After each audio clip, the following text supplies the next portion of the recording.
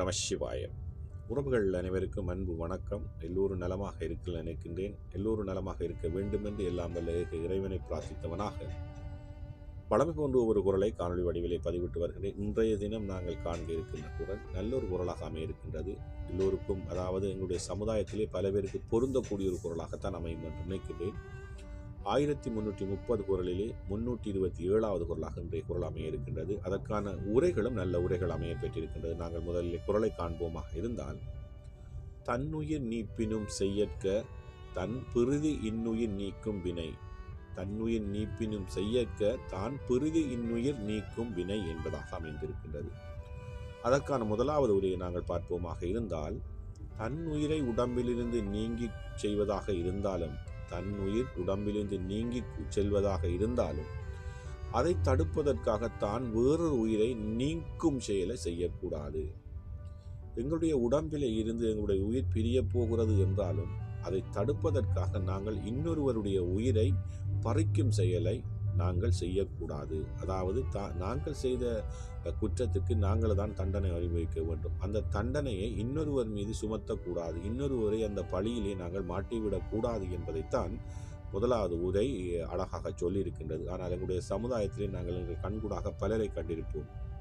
சொல்லுவார்கள், இளநீ பறிப்பவனவனோ கோம்பை சுமப்பவனவனோ ஒன்று. அதே போன்றுதான் யாரோ செய்த பிழைக்கு யாரோ எல்லாம் தண்டனை அனுபவித்துக் கொண்டிருப்பார்கள், பேர் கேட்டிருப்பார்கள். அவ்வாறான சம்பவங்கள் நடைபெற்றுக் கொண்டிருக்கின்றது.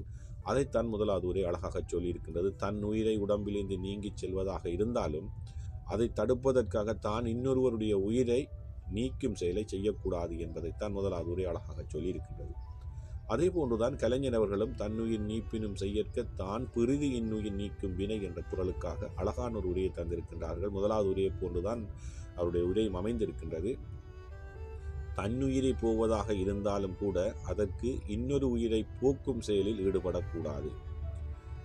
நாங்கள் பிறரை காப்பாற்றுபவர்களாக இருக்க வேண்டுமே ஒழிய நாங்கள் இன்னொருவரை தண்டிப்பவர்களாகவோ இன்னொரு உயிரை பறிப்பவர்களாகவோ இருக்கக்கூடாது. எங்களுடைய உயிர் போகும் தருவாயிலும் கூட நாங்கள் தப்புவதற்காக இன்னொருவரை அந்த இடத்திலே நாங்கள் மாட்டிவிடக்கூடாது என்பதைத்தான் கலைஞருடைய உரையும் அழகாக சொல்லியிருக்கின்றது.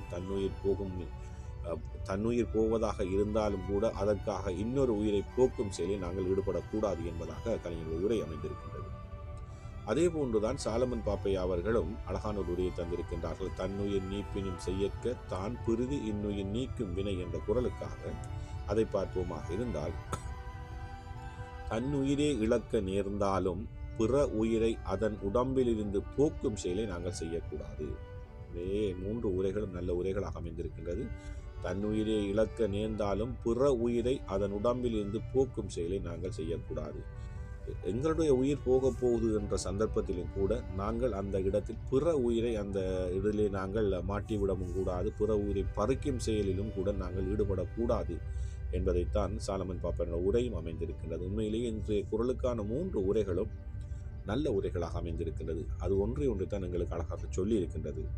நாங்கள் செய்த குற்றத்துக்கு நாங்கள் தண்டனை அனுபவித்தே ஆக வேண்டும். நாங்கள் செய்த குற்றத்துக்கு இன்னொருவரை மாட்டி விடுவதோ, எங்கள் உயிர் போகும் தருவாயில் இன்னொரு உயிரை அந்த இடத்திற்கு கொண்டு வந்து அவர்கள் உயிரை பறிப்பும் செயலில் ஈடுபடுவதோ உண்மையிலே பிழையான காரியம். நாங்கள் உயிர்மை நேயர்கள் என்பதை நாங்கள் மறந்துவிடக்கூடாது. அதைத்தான் இந்த குரல் அழகாக மறைமுகமாக சொல்லியிருக்கின்றது. எந்த சந்தர்ப்பத்திலும் நாங்கள் செய்த தண்டனைக்கு நாங்கள் தான் அனுபவிக்கணும். எந்த சந்தர்ப்பத்திலும் மற்றவரை அந்த தண்டனைகளை மாட்டிவிட்டு நாங்கள் தப்பிக்கும் செயலில் ஈடுபடக்கூடாது என்பதை தான் இந்த குரல் அழகாக சொல்லியிருக்கின்றது. நல்லொரு குரலாக அமைந்திருக்கின்றது. தன்னுயிர் நீப்பினும் செய்யற்க தான் பிறிது இன்னுயிர் நீக்கும் வினை. ஓம் நம சிவாய. நன்றி, வணக்கம். அடுத்த குரலை சந்திக்கிறேன்.